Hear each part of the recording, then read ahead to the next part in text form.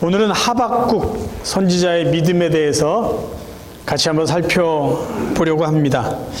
하박국이라는 선지자는 이스라엘 나라가 과거에 북쪽 이스라엘, 남쪽 유다로 두 개로 갈라졌을 때에 남쪽 지역 유다에서 하나님의 말씀을, 하나님의 뜻을 백성들에게 전해주었던 선지자입니다.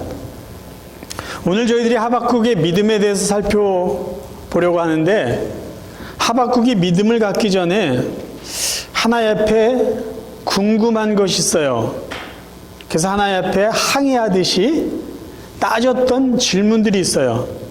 그 질문들을 살펴보면은 하박국이 왜 이런 믿음을 가졌을까라는 그의 믿음의 열매들을 확인할 수가 있습니다. 그런데 우리가 하박국이 하나님 앞에 따지듯 항의하듯이 질문을 할 수밖에 없었던 그 시대의 배경이 있어요.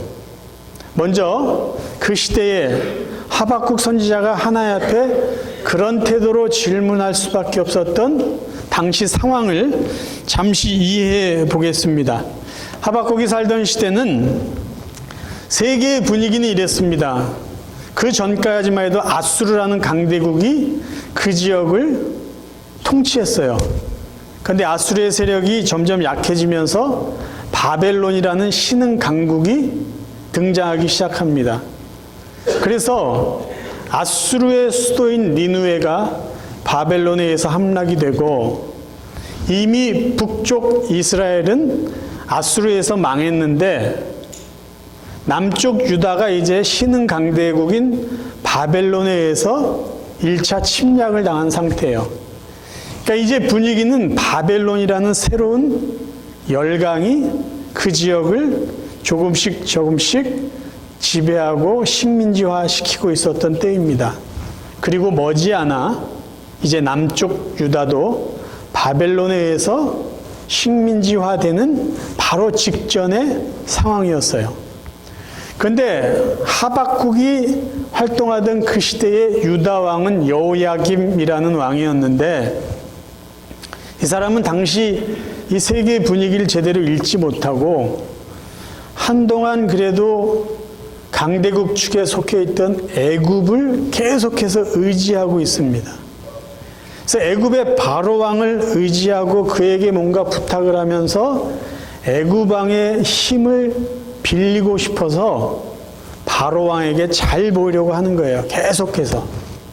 그러기 위해서 유다 나라도 살기 힘든데 백성들에게 세금을 강제로 걷어가지고 애굽 왕 바로 왕에게 갖다 바치는 거예요.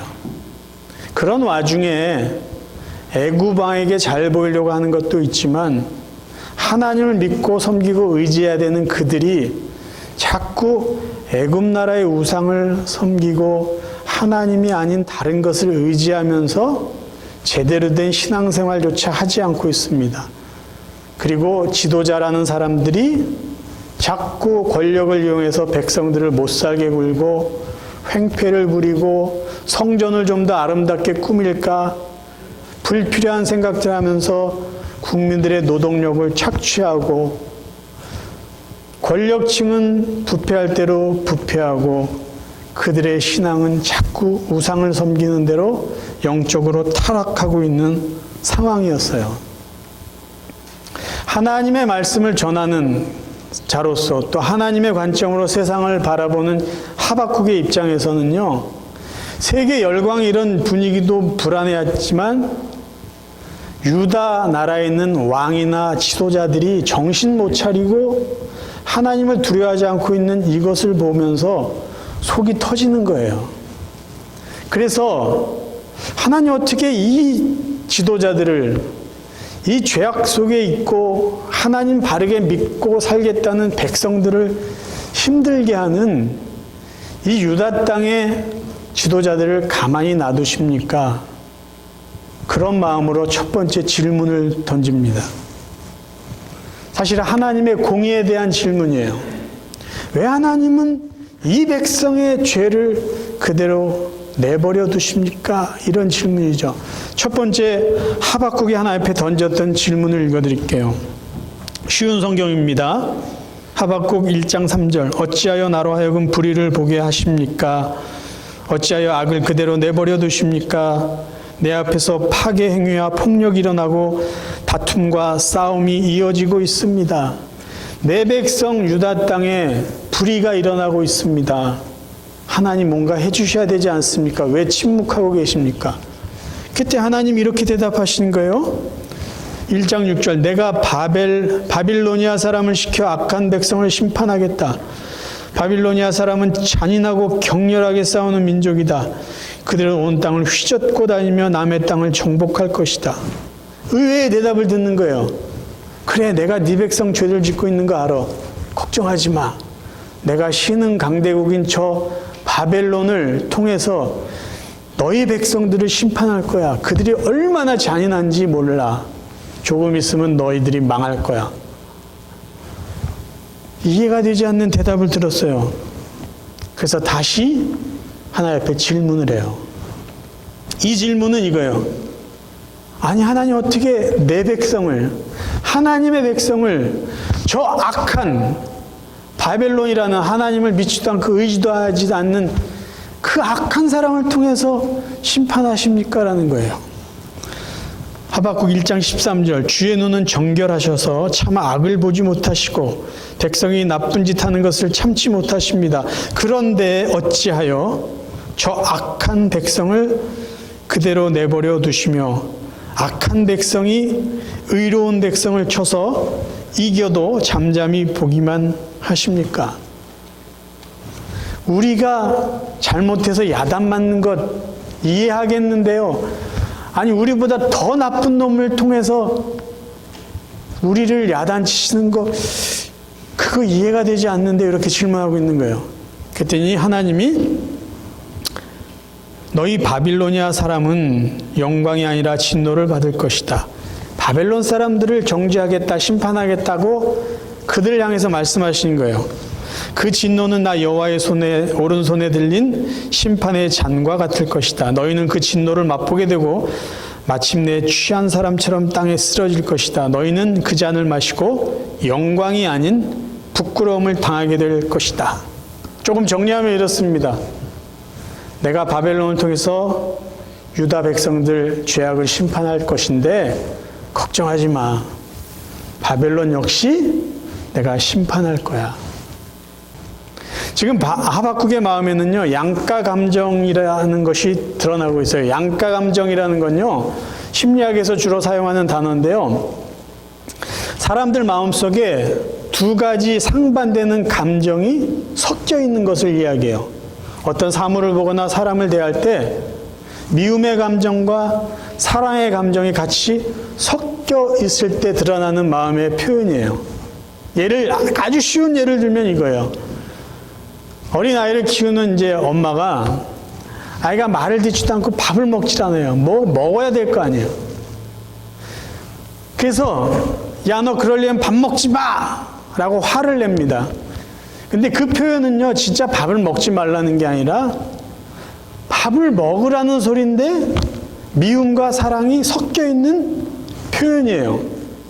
그러니까 저희들이 가족과 이렇게 지낼 때 어떨 때는 가족이 마음에 안 들고 미워질 때가 있어요. 그렇지만 그 가족은 사랑해요. 그래서 우리의 행동이 이게 미움의 표현인지 사랑의 표현인지 양가 감정, 두 가지 감정이 이렇게 섞여서 드러날 때가 있어요. 저는 지금 하박국의 마음이 그 마음이라고 생각을 해요. 유다 지도자들을 보면 화가 나요. 백성들을 그렇게 바르게 통치하지 못하고 하나님 잘 섬기겠다는 그 사람들에게 오히려 악하게 대하는 유다 자기 백성 지도자들 보면 화가 나요. 그런데 하나님이 그 백성 내가 쳐버리겠다 그러니까 아니, 하나님 그건 아닌 거 아닙니까? 이런 식으로 이야기를 하는 거예요.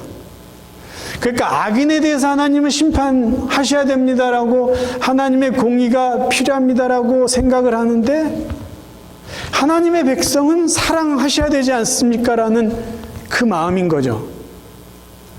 자, 이거를 좀 우리 상황에 한번 적용해서 제가 질문을 드려볼게요. 여러분 혹시 이런 생각해 보신 적 있어요? 내가 예수를 믿어요. 그래서 나는 하나님의 백성이고 구원받았다는 확신이 있어요. 그런데 가끔씩 내가 죄를 짓고 내 자신을 보면은 야, 내가 구원받은 하나님의 자녀로 이렇게 살면 될까? 내 자신의 믿음에 자신이 없을 때가 있어요. 그러면 혹시 하나님이 나를 구원해 주시겠다는 그 구원이 취소되는 건 아닌가? 다른 사람 편에서 생각해 볼까요? 저 사람은 예수 믿는다고 하고 교회 열심히 다닌다고 하는데 저 사람 생활하는 걸 보면은 정말 저런 사람도 하나님이 계속 끝까지 구원시켜 주실까?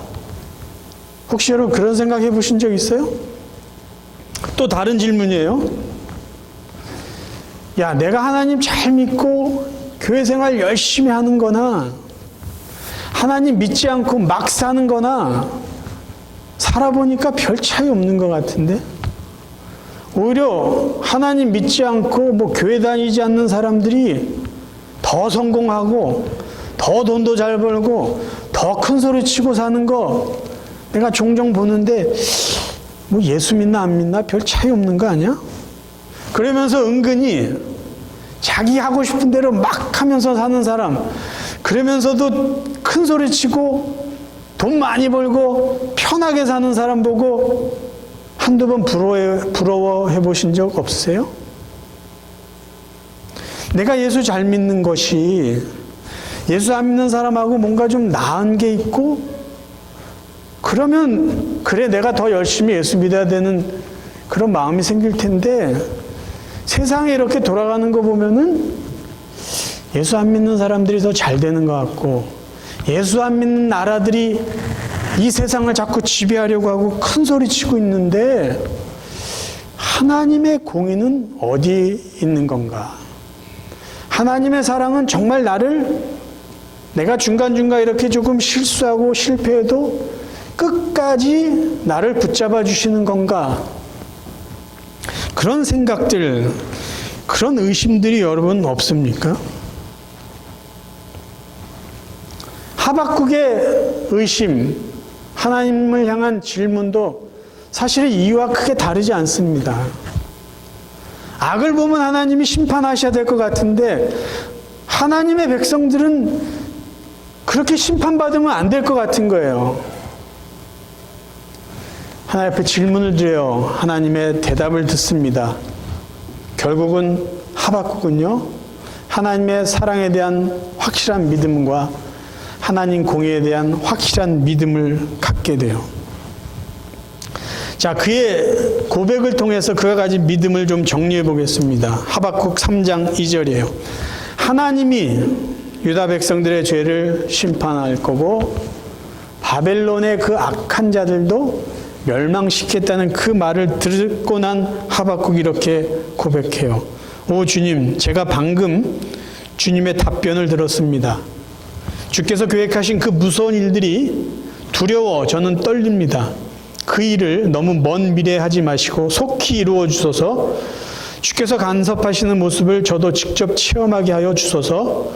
주의 진노가 폭발할 때에도 우리에게는 긍휼을 베풀어 주소서.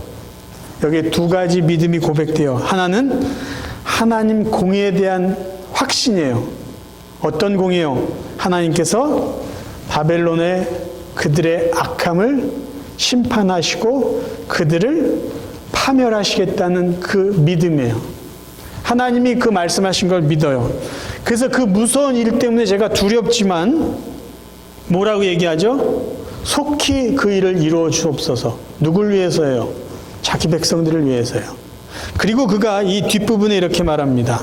하나님의 간섭하신 모습을 저도 체험하기 원합니다. 주의 진노가 폭발할 때에도 우리에게는 뭐라 그러죠? 긍휼을 베풀어 주옵소서. 왜 이런 기도를 했을까요? 하나님 사랑에 대한 믿음이죠. 하나님이 내 백성은 구원해 주실 것이다라는 하나님의 사랑에 대한 고백이에요. 저는 여기서 우리가 한 가지 더 생각해 보고 싶은 게 있어요. 하나님께서 악한 바벨론을 심판하시는 것 우리가 쉽게 이해할 수 있어요. 그러면은 유다 백성들을 왜 하나님이 벌하십니까? 왜 바벨론이라는 강대국을 통해서 망하게 하시냐라는 거예요. 그건 하나님의 최선의 사랑 때문입니다. 최선의 사랑. 하나님께서 유다 백성을 네가 지금 마음 아파하는 유다 지도자들을 내가 심판하겠다 그 얘기를 했을 때 하박국이 이렇게 하나님 앞에 말한 것이 있어요. 1장 12절이에요. 여호와여 주님은 영원히 살아계신 나의 하나님이시요 우리의 거룩한 주님이시오니 우리는 결코 죽지 않을 것입니다. 여호와여 유다 백성을 심판하려고 주께서 갈대아 족속을 세우셨습니다. 이 갈대아가 바로 바벨론입니다. 오 나의 바위시여 유다 백성을 징계하려고 주께서 저 족속을 불러오셨습니다. 정확한 표현을 하고 있어요. 하나님이 갈대아 사람, 바벨론 사람을 사용하시는 것은 유다 백성을 징계하시기 위해서라는 거예요. 징계. 무슨 말이죠? 하나님의 백성이 하나님 앞에서 바르게 살지 못하니까 하나님이 야단치신다는 표현이에요. 잘못을 꾸짖으시고 그 표현이 그걸 우리가 어떻게 할 수 있냐면요. 우리는 결코 죽지 않을 것입니다. 이 말이에요. 우리를 아예 죽이시는 게 아니라 너 그렇게 살면 안 되잖아. 부모님이 자녀를 바르게 살게 하기 위해서 야단치는 그 말이에요. 영원한 멸망 심판이 아니라 훈련이시죠.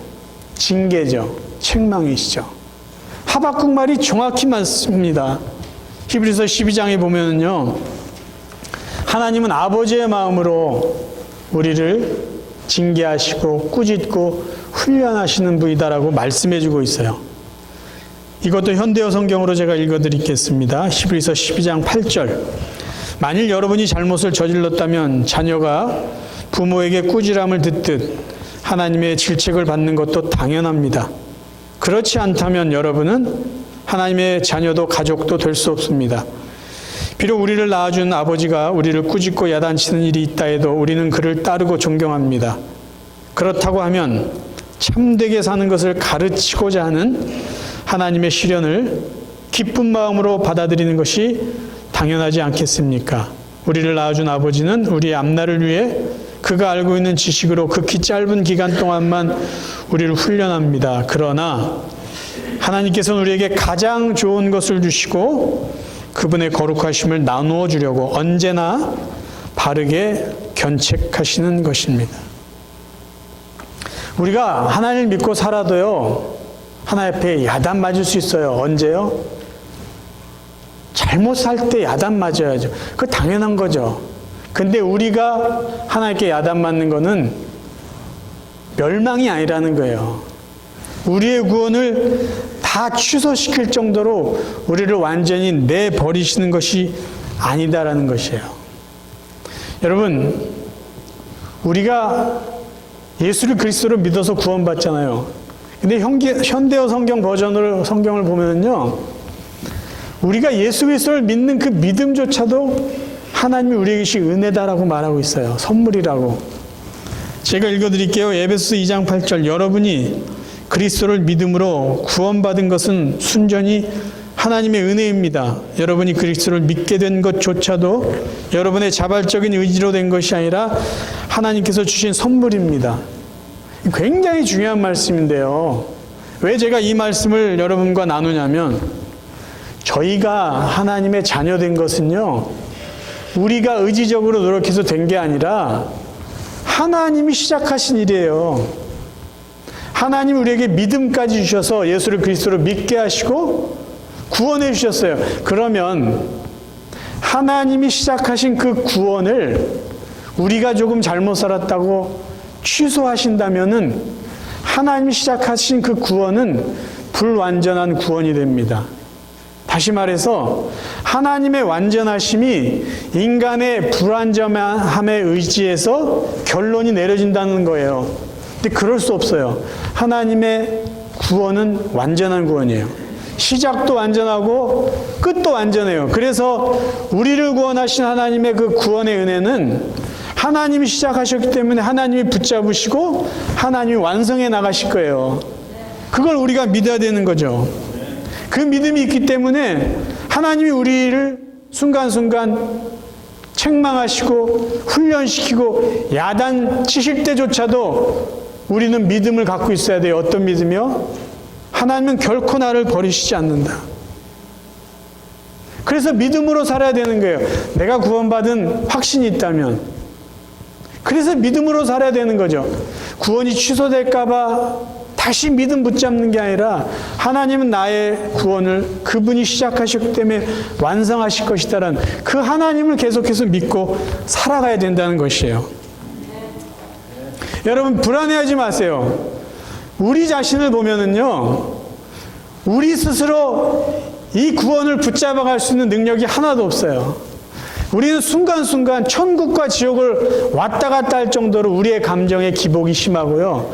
우리의 영적인 수준은요, 안정적이지 못합니다. 그럼에도 불구하고 우리가 하나님의 자녀다 천국을 소망하며 살아갈 수밖에 없는 분명한 이유는요, 하나님이 우리의 구원을 붙잡고 계시기 때문이에요. 그 믿음을 여러분 결코 놓치시면 안 됩니다. 이것을 확인했어요. 하박국이. 이 세상을 보고 답답해서 하나님 앞에 따지듯이 왜 하나님 침묵하십니까? 내가 바벨을 통해서 할 거야. 아니 왜 그 악한 사람들 통해서 하십니까? 걱정하지 마. 내가 그들을 다 심판할 거야. 그 모든 하나님의 말씀을 듣고 그 하나님을 믿은 하박국이 마지막에 이렇게 이야기를 해요. 무화과 나무에 무화과가 없고 포도나무에 포도가 없고 올리브나무에 거둘 것이 없고 밭에 거둘 곡식이 없으며 우리의 양이 없고 외양간에 소가 없더라도 나는 여호와 때문에 기뻐하겠습니다. 나를 구원하시는 하나님을 즐거워하겠습니다. 주 여호와는 나의 힘이십니다. 굉장한 믿음의 고백이에요. 하나님은 사랑에 대한 믿음의 고백이에요. 왜요? 지금 내 소출이 없어요. 먹을 게 없어요. 힘들어요. 그래도 하나님 때문에 제가 기뻐하겠습니다. 왜요? 하나님 나를 저버리시지 않을 거기 때문에. 하나님 나를 사랑해 주실 것이기 때문에. 지금 이렇게 어려운 상황에 있어도 하나님이 나의 아버지로 나를 책임져 주실 것이기 때문에 대단한 믿음이죠. 또요. 하나님 공에 대한 믿음의 고백이에요. 다른 나라가 와서 우리를 못 살게 하고 내가 사는 것이 힘들고 혹시 피난을 갈지라도 나는 하나님 때문에 기뻐하겠습니다. 왜요? 하나님이 그 악한 사람들을 하나님의 공의로 심판해 주실 것이기 때문에요. 삶의 환경이 어떠하든지 간에 하나님만 믿고 의지하고 하나님으로 인해서 기쁘게 살겠습니다. 대단한 하박국의 믿음입니다. 사도 바울은요, 데살로니가 지역에 살던 교인들이 예수 잘 믿으려고 신실하게 살려고 하는데 그것 때문에 어려움을 당하고 예수 안 믿는 것처럼 막 살면은 좀 더 쉽게 살 수 있는데 그래도 예수님 신실하게 믿어야지 하는 것 때문에 삶의 어려움을 겪고 있었던 그들을 향해서 이렇게 위로해 주고 있어요. 데살로니가 후서 1장 4절부터 읽습니다. 그러므로 너희가 견디고 있는 모든 박해와 환난 중에서 너희 인내와 믿음으로 말미암아 하나님의 여러 교회에서 우리가 친히 자랑하노라. 이는 하나님의 공의로운 심판의 표요 너희로 하여금 하나님의 나라에 합당한 자로 여김을 받게 하려 함이니 그 나라를 위하여 너희가 또한 고난을 받느니라. 중요한 말씀이 있습니다. 너희로 환난을 받게 하는 자들에게는 환난으로 갚으시고 환난을 받는 너희에게는 우리와 함께 안식으로 갚으시는 것이 하나님의 공의시니 주 예수께서 자기의 능력의 천사들과 함께 하늘로부터 불꽃 가운데 나타나실 때에 하나님을 모르는 자와 우리 주 예수의 복음에 복종하지 않는 자들에게 형벌을 내리시리니 이러한 자들은 주의 얼굴과 주의 힘의 영광을 떠나 영원한 멸망의 형벌을 받으리로다. 여러분, 이 세상에 살아가면서 지금까지 신앙생활을 해오면서 솔직히 고백하는 내용이 이거 아니에요. 예수 잘 믿어도 크게 크게 뭐 이렇게 안 믿는 사람보다 나아지는 거 없었잖아요. 예수 안 믿고 막 사는 사람이나 예수 신실하게 믿고 정말 참고 양보하고 희생하고 살아도 크게 나아진 게 사실 없었잖아요. 그런데도 믿음으로 살아야 되는 이유가 여기 있어요. 마지막 때 보자고요. 마지막 때. 예수 믿는 사람에게 환난을 끼친 사람 하나님 환난으로 갚으신다는 거예요. 믿음으로 참고 인내한 사람 안식으로 갚아주신다.